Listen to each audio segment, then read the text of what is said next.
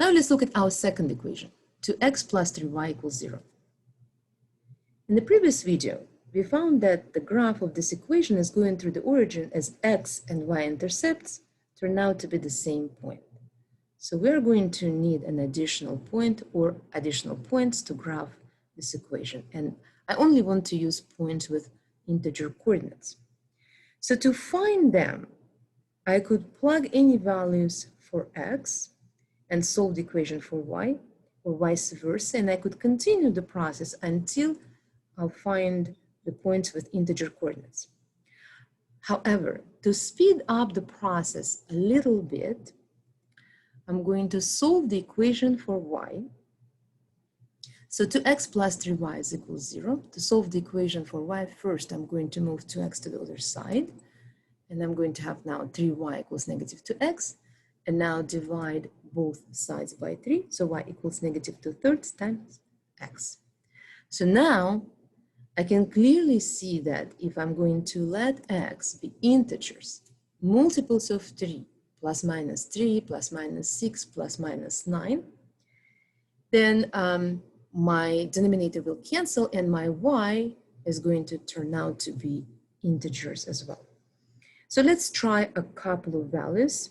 If x is equal to 3, y is going to be equal negative 2/3 times 3 over 1. I presented 3 as 3 over 1.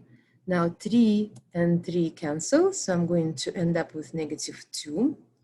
And I'm going to try x equal negative 6, y equals negative 2/3 times negative 6 over 1. Now 3 and 6 could be divisible by 3. So I can cancel 3 in my denominator and in my numerator, but 6 divided by 3 is equal to 2.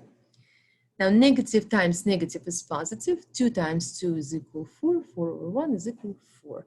So here are two additional points with integer coordinates that I could use to graph my line. I'm going to plot them on my coordinate plane. 0, 0, 3, negative 2, 6, negative 6, 4, and I will connect them with a straight line. But before I want to move to my last example, I would like to show you a slightly different approach on how to find the additional points with integer coordinates. So now let's look at our equation after we solve it for y. Here, y equals negative 2/3 x, and you probably already recognize that this is a slope-intercept form. A slope-intercept form of a linear equation is the form when the equation is solved for y, and the right side is presented as mx plus b, where m, the coefficient of the x, is the slope, and b is the y-intercept, which could be presented as an ordered pair as 0, b. Now, we already do know what the y-intercept is. Let's say a few words about the slope. Slope,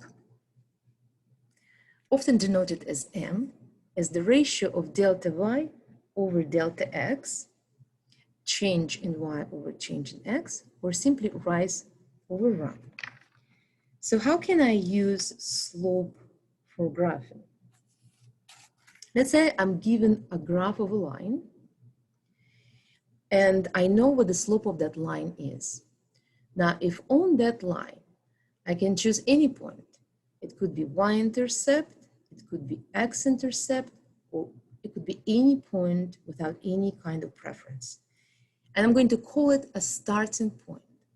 Now, if from that point, I'm going to perform the steps according to my slope, meaning moving delta y units in the vertical direction, and then delta x units in the horizontal direction, I will end up at the point on my line.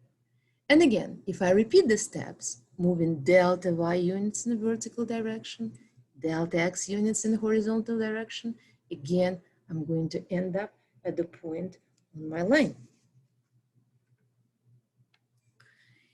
So if I use my y-intercept as my starting point, that now I can find additional points using the slope. So First, I'm going to use this version of my slope, -2/3, which means move 2 units down, 3 units to the right. So let's start. 2 units down, 3 units to the right. So my next point with integer coordinates would be 3, -2. And I could repeat the steps now from this point. 2 units down, 3 to the right.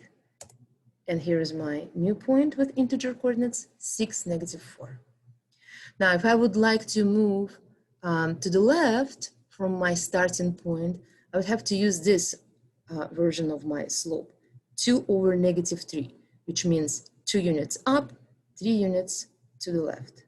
So again, starting at 0, 0, move 2 units up, 3 units to the left, and here is my point with coordinates -3, 2, and again, repeat the steps, 2 units up, 3 units to the left. So here is another point, -6, 4. So this is a great method to use, especially when y-intercept is an integer. I could use it actually, even if my y-intercept is a fraction. However, every time I plot a point with coordinates that are fractions, there will be an error. And then if I start moving or performing steps from that point, the error propagates, and thus the accuracy and the precision of the graph is not going to be that great. So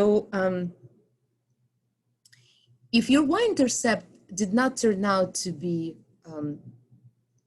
to have integer coordinates, you could always try the x-intercept.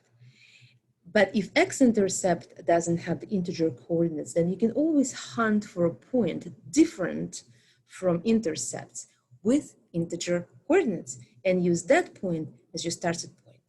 And that is what I'm going to do in my next example, in my next video.